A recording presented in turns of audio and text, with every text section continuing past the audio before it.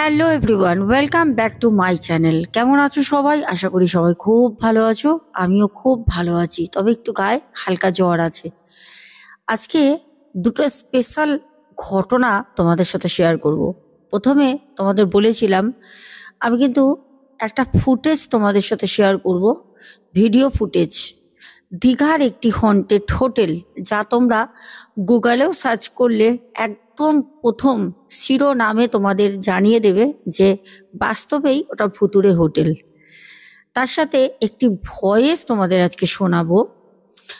দেখো, তোমরা তো সবাই জানো যে আমি প্রত্যেকটা মানুষের পাশে থাকি যাদেরকে ভালো করি। এমনও কিছু মানুষ যারা আসে আমার সাথে যোগাযোগ করে, যারা শুধুমাত্র জানতে আসে যে তাদের ফিউচারটা কি হবে। আমি কিন্তু তাদের অগ্রিম সাবধান করি, যে শোনে তো সে ভালো, যে শোনে না তো সে গেল। তো আজকে এরকমই একটা ভিডিও ফুটেজ, এরকমই একটা ভয়েস তোমাদের সাথে শেয়ার করব, দেন আমি ঘটনায় যাব। তাহলে তোমরা ছোট্ট একটা ভয়েস ক্লিপস শুনে আসো। চাও? আমি অনেকদিন আগে আপনার কাছে আমার এক্স হাজবেন্ডের ছবি পাঠিয়েছিলাম। আপনি বলেছিলেন, আমার ঘরের ছবিও পাঠিয়েছিলাম। আপনি দেখেছিলেন, বলেছিলেন, হ্যাঁ, বলেছিলেন যে এই এই হাজবেন্ড আপনার থাকবে না, এই চলে যাবে, এই আপনার জীবন থেকে চলে যাবে 1 বছরের মধ্যেই। তো তাই হয়েছে দিদিভাই। হ্যালো বন্ধুরা, তোমরা তো ছোট্ট করে একটা ভয়েস শুনলে। এবার আমি ঘটনাটা শুরু করি। ঘটনার মাঝখানে আমি সেই হোটেলটাও তোমাদের সাথে আজকে পরিচয় করাবো। ডিরেক্ট হোটেলটা আজকে দেখাবো তোমাদের। ঘটনাটা বলি, তোমরা শোনো। এক পরিবার, তারা 4 জন সদস্য। একটা পরিবারে 4 জন সদস্য দীঘা ঘুরতে যায়। আজ থেকে 7 মাস আগের একটি ঘটনা। যেই হোটেলটার তোমাদের আমি ভিডিও ফুটেজ দেখাবো, হোটেলটা বহুবার চালু করার চেষ্টা করা হয়। এমনকি রীতিমতো তারা কিন্তু রুম রেন্টেও দেয়। পর্যটক গেলে পারে কিন্তু তারা হাতছাড়া করে না। কিন্তু তারপরেও কিছু কিছু ঘটনা ওখানে ঘটেই যায়। দীর্ঘদিন আবারও বন্ধ থাকে। আর এখন মানুষ এতটাই অ্যাক্টিভ হয়ে গেছেন, তারা আগে থেকে সার্চ করে নেন যে কোন হোটেল হন্টেড, কোন হোটেলটা হন্টেড না। কারণ আমাদের মতো যত ক্রিয়েটার আছে যারা হরর স্টোরি রিয়েল তোমাদের সাথে শেয়ার করে, তারা অনেকেই কিন্তু এই হোটেলগুলোর নাম জানে। অনেকেই কিন্তু পার্সোনালি বলে দেয়। অনেক তো আবার ইনস্টাতে দেখি পুরো নামগুলোও বলে দেয়, যেগুলো কিন্তু আমাদের ইউটিউবে একটা গাইডলাইনের মধ্যে থাকে, বলা যায় না। তো চলো ঘটনাটা বলি। যারা গিয়েছিল, চৌধুরী পরিবার, মা বাবা, দুটো ছেলে। একটি ছেলের বয়স 17 বছর, একটি 13 বছর। 2 ছেলেকে নিয়ে তার মা বাবা দীঘা ঘুরতে যায়। তারা এই আজকের যে হন্টেড হোটেল একটু পরে তোমরা দেখতে পাবে, সেই হোটেলেই তারা কিন্তু ওঠে। তখন দীঘার যে জগন্নাথ দেবের মন্দির যেটা হয়, সেটা কিন্তু তখন মানে লোকের জন্য অ্যাভেলেবেল ছিল না। তখন কাজ হচ্ছিল ভেতরে। তখন পর্যটক যারা যেত তারা কিন্তু বাইরে দিয়ে দাঁড়িয়ে দেখতো। তো খুব তার পাশেই সেই হোটেলটা অবস্থিত, যে হোটেলের কথা আমি বলছি। অলরেডি হয়তো অনেকেই বুঝে গেছো আমি কি বলতে চাইছি, কোন হোটেলের কথা বলতে চাইছি। আমাকে চৌধুরী পরিবারের যিনি দাদা ছিলেন, দাদা আমাকে বলেন, ম্যাডাম, আমি, আমার মিসেস, আমার 2 সন্তানকে নিয়ে সেই হোটেলে একটা বিলাসবহুল রুমে আমরা উঠলাম। ভাড়া মোটামুটি বেশি ভালো, আর রুমও ভালো, খারাপ না। আমাদের পূর্বে কোনো রকম নলেজ ওই হোটেলের কিন্তু ছিল না। আমরা একদম নতুন। আমরা তার আগে মনে হয় 5 বার গেছিলাম। তাও কি সন্তান হওয়ার আগে মনে হয় 3 বার গেছিলাম। সন্তান যখন ছোট ছোট ছিল তখন একবার গেছিলাম, আর এই একবার। 5 বার মানে আমরা টোটাল যাচ্ছি। কাজের সূত্রে অতটাও যাওয়া হয় না, কাজ কাজ করে। যাই হোক, গেলাম যে এরকম ভৌতিক অভিজ্ঞতা হবে সেটা তো আমরা ধারণাও করতে পারিনি। আমরা হোটেলের রুমে নিলাম, হোটেলের রুমে উঠলাম, ভিজিট করি রুম। তারপর আমরা ওখান থেকে স্নান করতে যাই। যখন স্নান করতে গেলাম তখন ঘড়িতে বাজে হচ্ছে প্রায় 2টো 2:30। অনেক করে বললাম যে স্নান করার দরকার নেই, রুমে স্নান করে নাও। তাও দুটো ছেলে বলল, না বাবা না বাবা, দীঘা এসছি স্নান করবো না, সমুদ্রে গিয়ে ভিজা গায়ে ফটো তুলতে হবে, তো স্কুলের বন্ধুদের দেখাতে হবে গিয়ে যে আমরা দীঘা গেছি, ফটো তুলেছি, স্নান করতে গেছিলাম, তার জন্য সমুদ্রে স্নান করতে যেতেই হবে।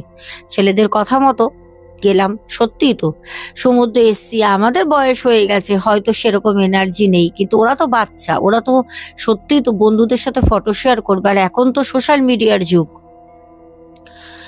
বউ আর দুই ছেলেকে নিয়ে স্নান করতে গেলাম। স্নান করে আসলাম।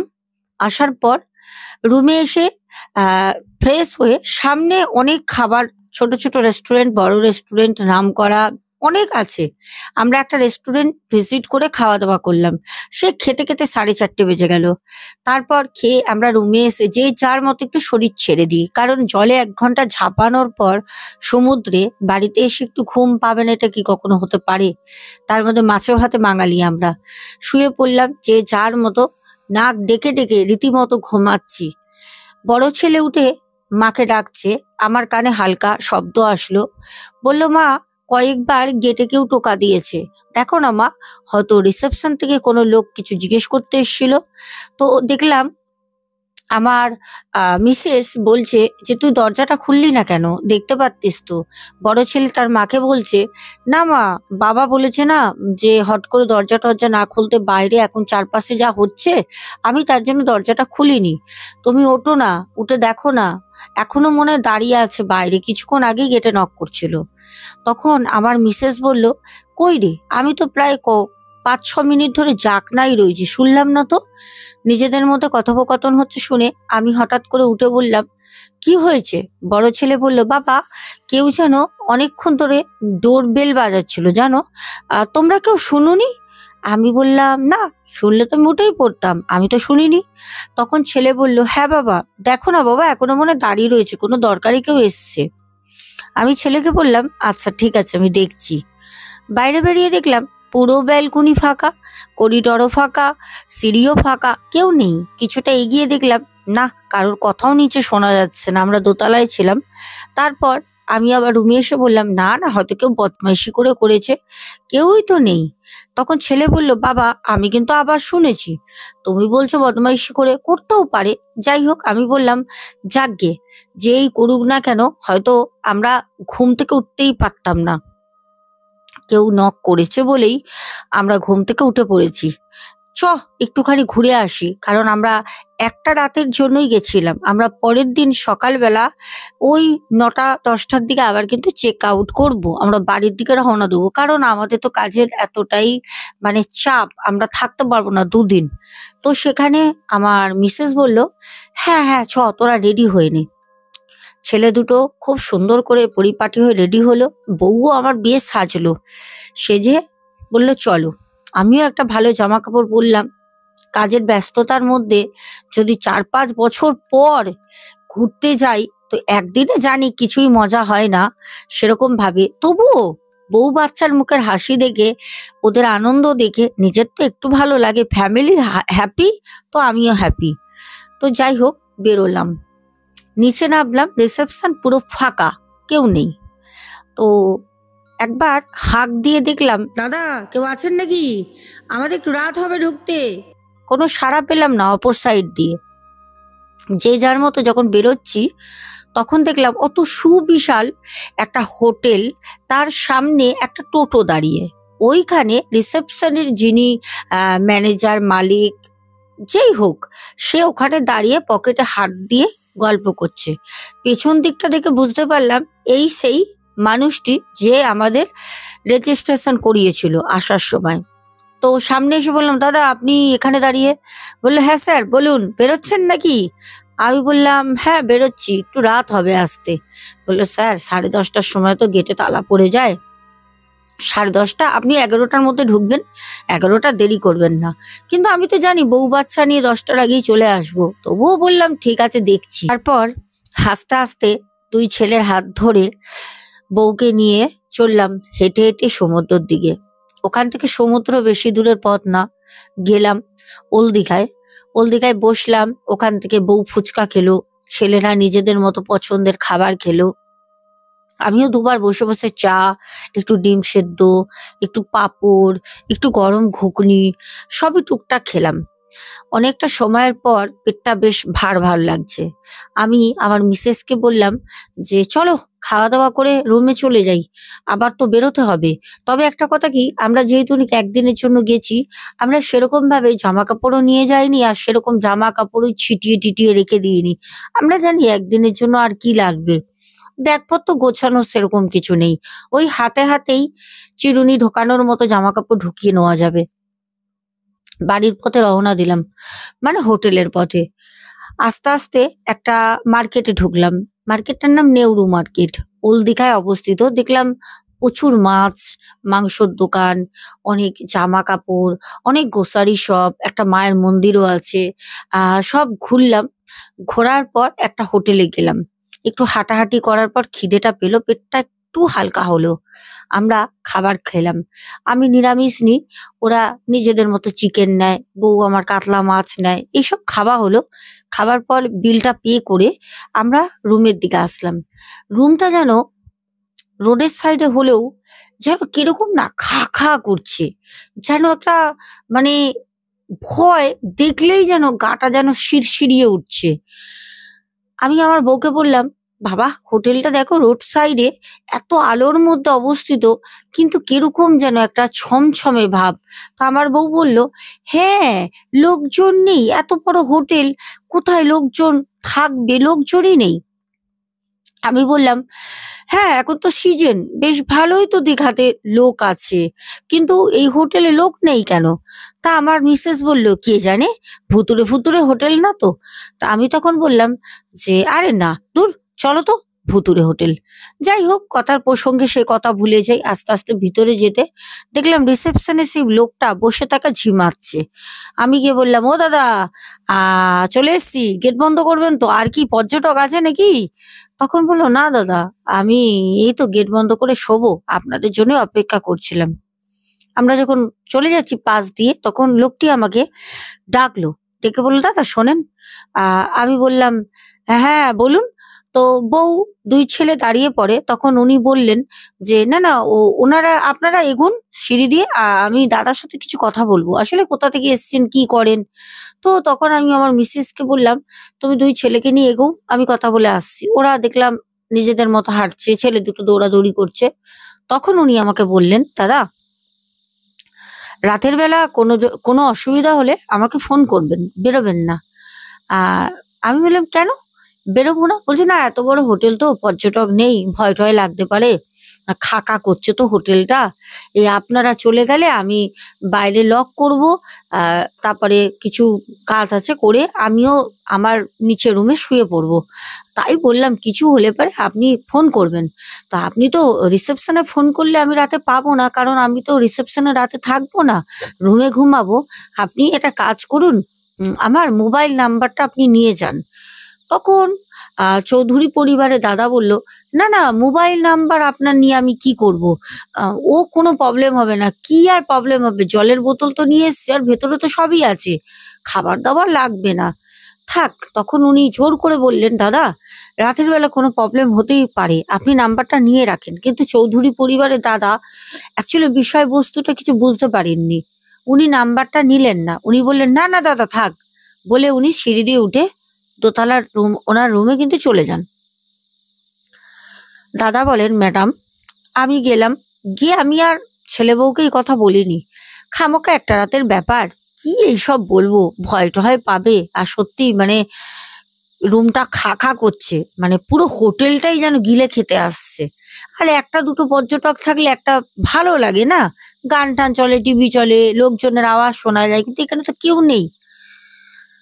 আমার বউ আমাকে বলল, কি বলছিল গো নিচে লোকটা?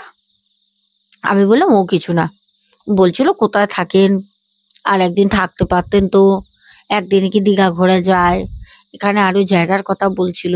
এর মধ্যে আমার বড় ছেলে, সে আবার খুব ইন্টেলিজেন্ট, সে আবার বের করে বসে গুগল সার্চ করে যে এই হোটেলটা হন্টেড হোটেল, করেছে সর্বনাশ।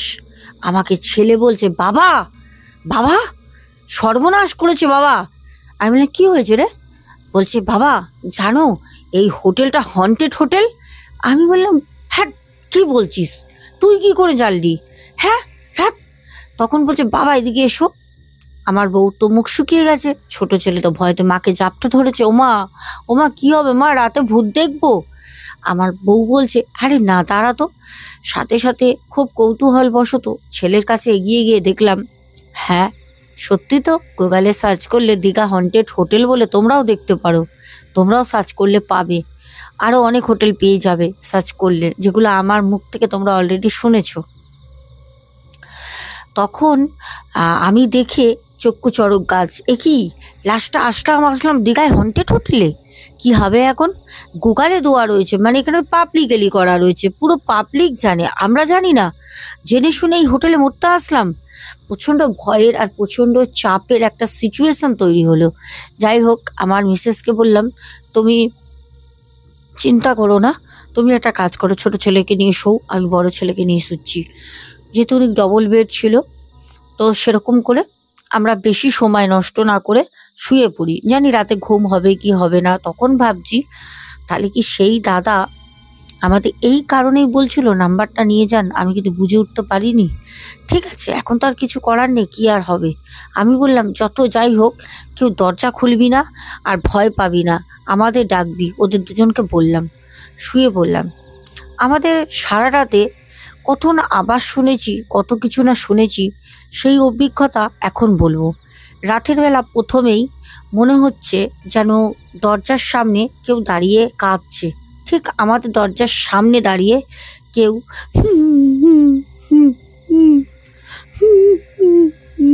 ঠিক এরকম করে নাকে নাকে একটা কান্না কন্টিনিউ টানা ৪৫ মিনিটের ওপরে সেই কান্নাটা ওখানে কাঁদে, আওয়াজটা শুনতে পাচ্ছি কেউ কাঁদছে। তারপর ঠিক আমাদেরও ব্যালকনি ছিল, পাশের রুমেও ব্যালকনি রয়েছে, প্রত্যেকটা রুমে ব্যালকনি রয়েছে। রুমের ব্যালকনির ওখানে মনে হচ্ছে কেউ যেন দাঁড়িয়ে কিছু বলছে, কি বলছে বুঝতে পারছি না। আমরা কিন্তু ঘরেই রয়েছি, আমরা কিন্তু ব্যালকনিতে কেউ যাইনি, কিন্তু মনে হচ্ছে আমাদের পাশের রুমের ব্যালকনিতে দাঁড়িয়ে কেউ কিছু বলছে, কাঁদছে। কিছুক্ষণ পর একটা চিৎকার পাড়ার শব্দ হলো। রাত তখন ৩টে ৫, ঘড়ি দেখলাম ৩টে ৫। অদ্ভুতভাবে সারা রাত ঘুম হয়নি, কিন্তু ওই রাতের বেলা দরজার সামনে আমাদের দাঁড়িয়ে কান্না ছাড়া আমাদের কোনোভাবে কিন্তু কোনো রকম ডিস্টার্ব করেনি।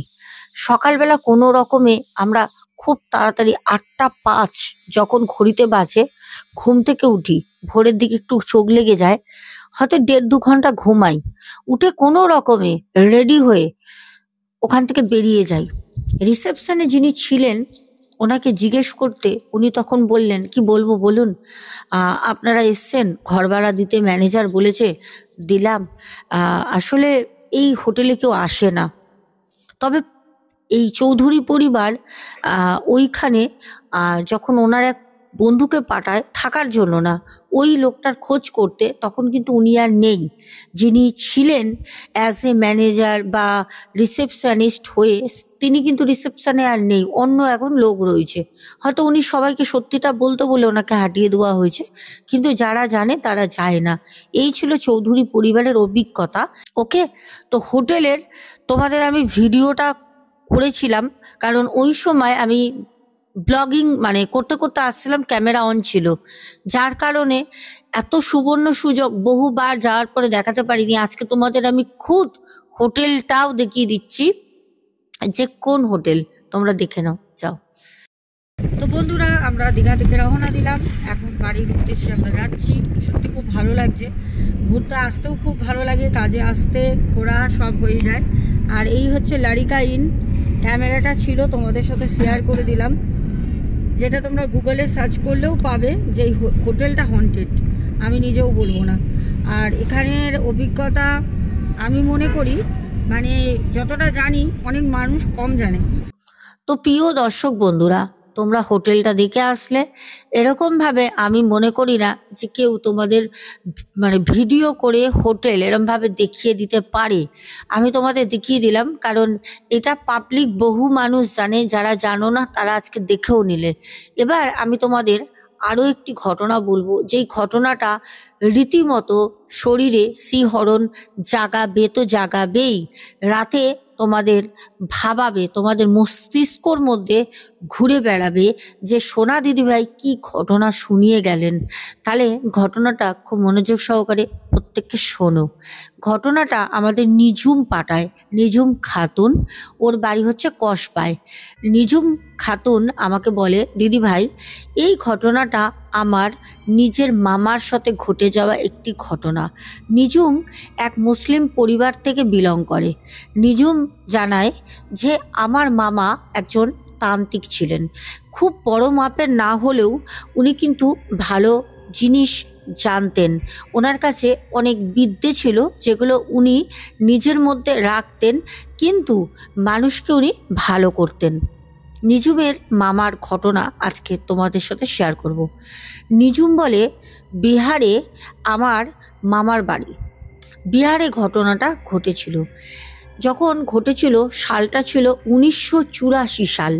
নিঝুমের মামা একজন ভালো তান্ত্রিক ছিলেন। বিহারে বহু গরিব লোক ওনার কাছে নানা রকম কাজে আসলে উপকৃত হতেন। নিঝুমের মামা মানুষকে প্রচুর হেল্প করতেন। কিছু মানুষের কাছ দিয়ে অর্থ নিয়ে কিছু মানুষকে বিনামূল্যেও উনি কাজ করে দিতেন। নিঝুমের মামার এই অভিজ্ঞতা আমি আজকে তোমাদের শেয়ার করছি, যেটা আমি শুনেও সত্যি কথা বলতে স্তব্ধ হয়ে গেছিলাম। নিঝুম বলে, আমার মামা যেহেতু একজন তান্ত্রিক, প্রচুর মানুষের ভালোও করে, কিছু মানুষের ভালো করতে গিয়ে না জেনেও খারাপ করে। কারণ হয়তো দেখো, আমারও প্রফেশনটা কিছুটা একই ধরনের। আজকে তোমরা যারা আসছো, তোমাদের আমি হয়তো কাউকে পেট চালান করেছে, কাউকে শুকনো বান মেরেছে, কাউকে মরণ বান মেরেছে, কত রকম বান চালান করে। হয়তো কারোর বাচ্চা নাড়ি বেঁধে রেখে দিয়েছে। হ্যাঁ, আর একটা কথা বলি, একটা গুড নিউজ আছে। কিছুদিন আগে দেখেছিলে 3 বোন এসছিল আমার কাছ থেকে মায়ের আশীর্বাদ নিতে। মনে করে দেখো, 3 বোন ট্রেনে আমি তাদের তুলে দিতে গেছিলাম। সেই বোনের যে কাজের জন্য এসছিল, সেই বাচ্চা মেয়েটা মানে বিয়ের পর তার বাচ্চা হচ্ছিল না, তার কিন্তু কনসিভ করেছে। এটা বলে দিলাম, আমাকে খবরটা কিন্তু বোন গতকালই দিয়েছে। ঠিক আছে, পারলে ভয়েসটা অন্য কোনো সময় দিয়ে দেবো। তো কনসিভ করেছে বলে দিলাম। কতদিন হয়েছে তোমরাই জানো, তোমাদের কাছে তো আমি ভিডিও দিয়েছিলাম। যাই হোক, তো সেরকম হয়তো কেউ নারী বন্ধন করে রেখেছে বা পেট চালান করেছে, আমি সেটা কাটিয়ে শুদ্ধ করে দিচ্ছি। তাহলে যেই মানুষটাকে দিয়ে তোমার ক্ষতি করেছে, তাহলে সেই মানুষটার খারাপ তো আমি করলাম, কারণ সেই কাজটা আমি কাটিয়ে তোমায় ভালো করলাম, তাহলে সেই মানুষটার কাছে আমি খারাপ হলাম।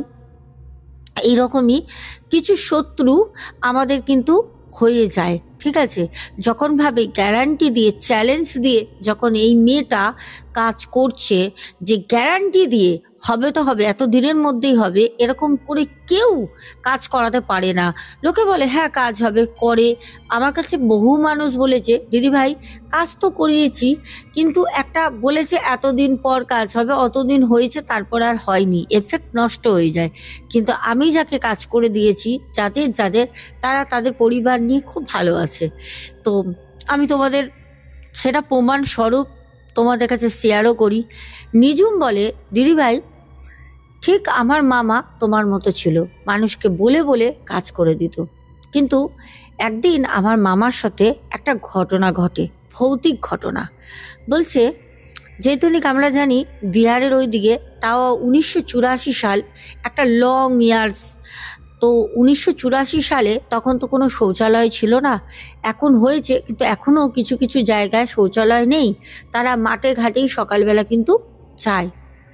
নিঝুমের মামা 1984 সালে, তখন তো কোনো জায়গায় শৌচালয় ছিল না, হঠাৎ করে উনি এক জায়গা থেকে কাজ করে ফেরার পথে রাতের বেলা বাইরে কিছু তেলে ভাজা মুড়ি, তারপরে রুটি, অনেক রকম রিচ খাবার খাওয়া হয়ে যায়।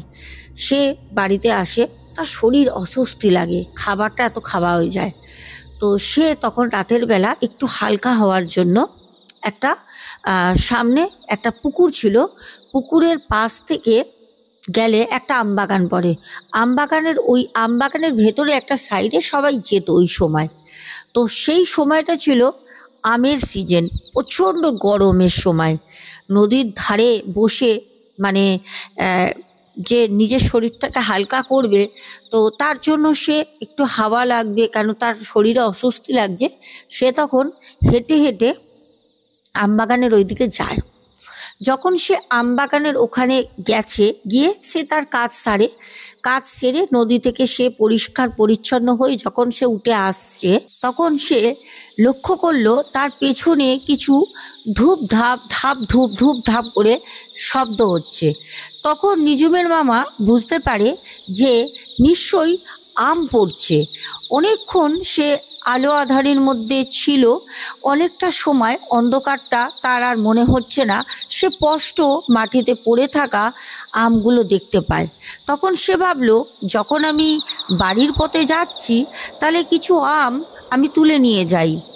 সে আম যখন তুলতে মাটিতে বসে, হঠাৎ করে তার পেছন দিক থেকে একজন মাথায় সুন্দর তেল দেওয়া সুগন্ধি তেল আর পায়ে নুপুর পরা একজন মহিলা, লাল শাড়ি পরা, হঠাৎ করে পেছন দিক দিয়ে এসে বলল যে, কি তান্ত্রিক, আম নিচ্ছ নাকি? হিন্দিতে কথা, কিন্তু হিন্দিতে হচ্ছে। তখন নিজুমের মামা ভাবলো যে পাড়ার কোন মহিলা এত রাতে, সেও কি একই কাজে এসেছিল? কিন্তু পাড়ার এত রাতে পাড়ার কোনো মহিলা তো এইদিকে আসবে না, গ্রামের মহিলারা সচরাচর অন্যদিকে যায়, আর এত রাতে আর আসলেই বা আমার সাথে তো কথা বলবে না, কারণ এখানে গ্রামের সব মহিলারা কিন্তু মাথায় ঘোমটা দিয়ে থাকে, কিন্তু এর মাথায় তো ঘোমটা নেই। তখন বলছে, ও তান্ত্রিক, তুমি কি মনে করছো আমি তো তোমার সাথে কথা বলছি, চলো দুজনে মিলে আমরা আমগুলো কুড়িয়ে নিই। তখন নিঝুমের মামা বলে উঠল যে, আচ্ছা ঠিক আছে, আম, চলো। তো দুজনে মিলে যখন মাটি থেকে আম কোড়াচ্ছে, নিঝুমের মামা একজন তান্ত্রিক, সে বুঝতে পেরেছে যেটা এটা যাকে আমি দেখছি কোনো সাধারণ মহিলা না, এ অন্য কোনো জিনিস। তো নিঝুমের মামার কোমরে গোজা ছিল একটা ছোট্ট চাকু।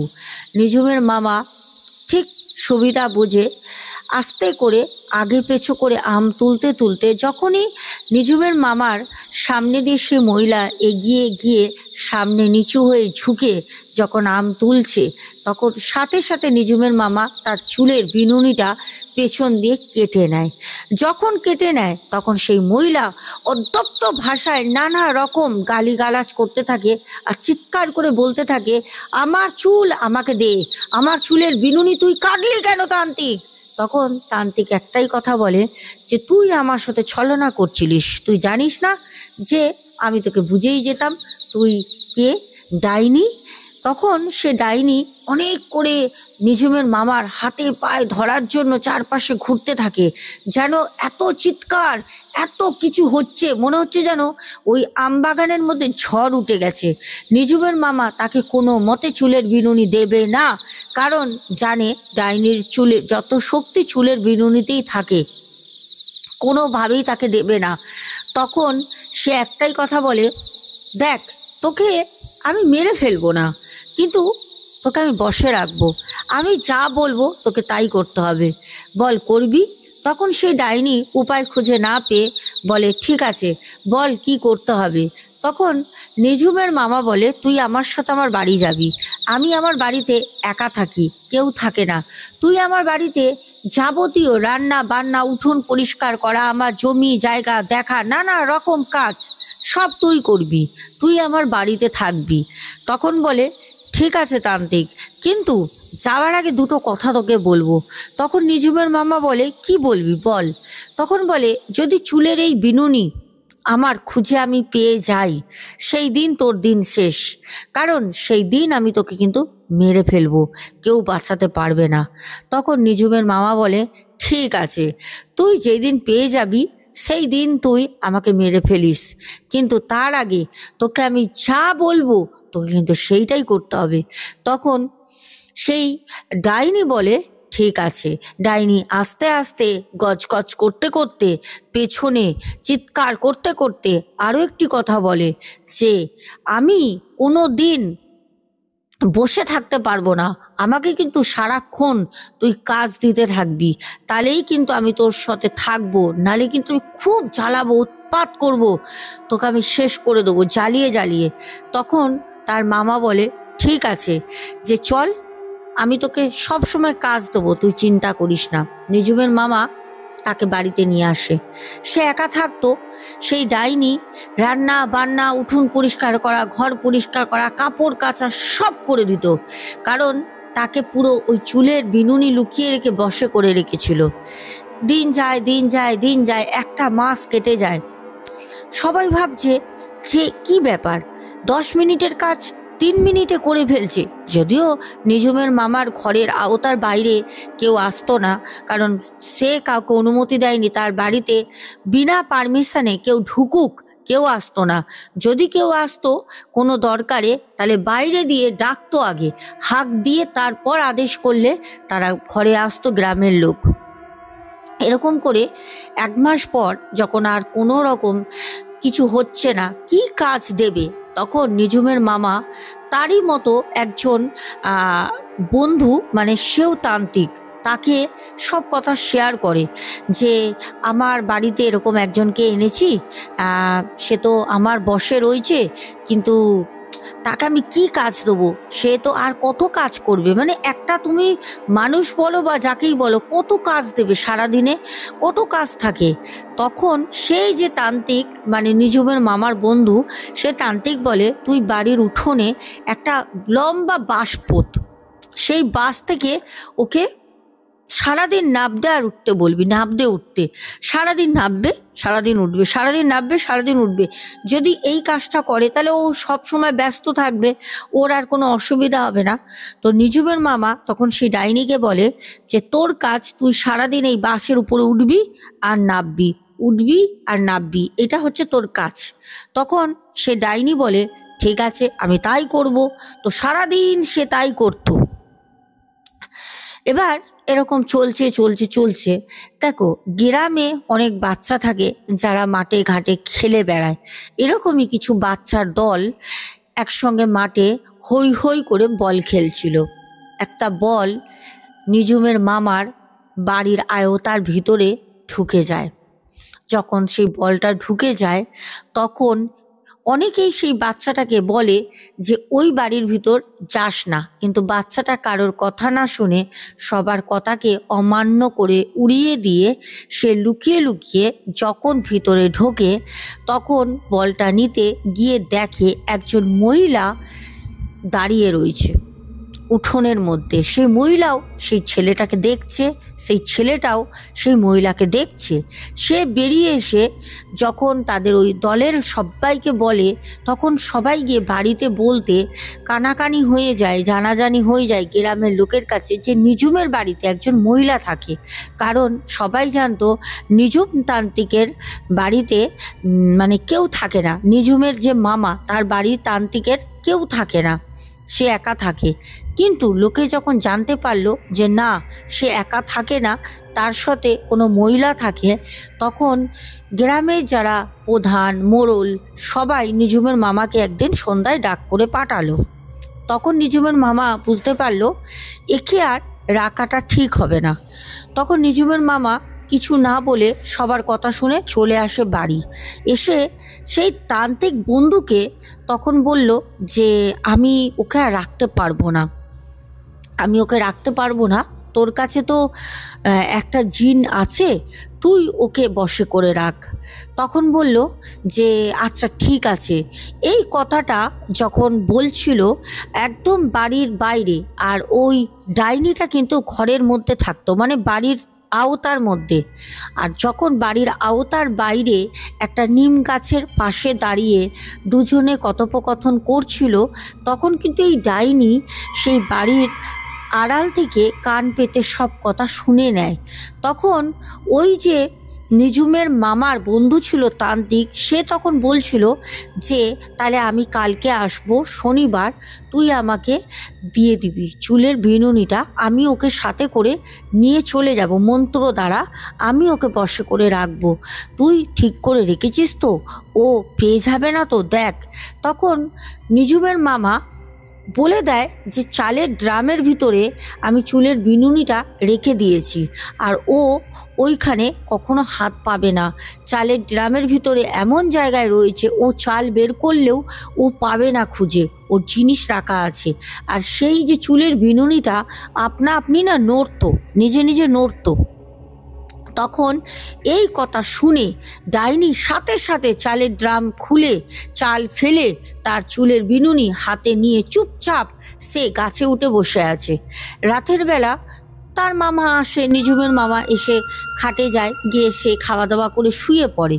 যখন শুয়ে পড়ে অর্ধেক রাতে সেই ডাইনি তার বুকের উপর বসে জিভ বের করে খুব হাসে আর বলে, কিরে তান্ত্রিক, পারলি না তো তোর প্রাণ বাঁচাতে? হ্যাঁ, তুই পারলি না তো তোকে বাঁচিয়ে রাখতে? দেখ, চুলের বিনুনি তুই লুকিয়ে রেখেছিলিস, যেটা আমার কাছে আছে। এই বলে সাথে সাথে তার মামার চোখ দুটো আগে বের করে, তারপর শ্বাসরোধ করে তাকে গলা টিপে খুব বিচ্ছিরিভাবে হত্যা করে দেয়।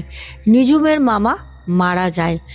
তখন পাড়ার লোক সবাই জানতে পারে যে মহিলাটা তারা জেনেছিল সেটা কোনো মহিলা ছিল না, সেটা একটা ডাইনি ছিল। তো দর্শক বন্ধুরা, আজকে দুটো ঘটনা তোমাদের কেমন লাগলো তোমরা অবশ্যই অবশ্যই বলো। তাহলে চলো এখন আমরা তাড়াতাড়ি তোমাদের নামগুলো বলে শেষ করি। প্রথমে বং হিন্দু হেসেল, তারপরে পিন্টু ঘোষ, তারপর কমেন্ট করেছো আয়ান হালদার, তারপরে সুয়াগতা ব্যাপারী, আচ্ছা, তারপর কমেন্ট করেছো অর্পণ পাহাড়ি অফিসিয়াল, সৌমিক সরকার, তারপরে কমেন্ট করেছো সায়ন চ্যাটার্জি। দিদি তোমাকে একটা ঘটনা বলবো, তোমার নাম্বারটা পাওয়া যাবে? আচ্ছা, কমেন্টে দেখবে, কমেন্টে পিন করা থাকে, একটু দেখে নিও ভাই। আচ্ছা, সন্ধ্যা মণ্ডল, অর্পণ পাহাড়ি অফিসিয়াল, আচ্ছা,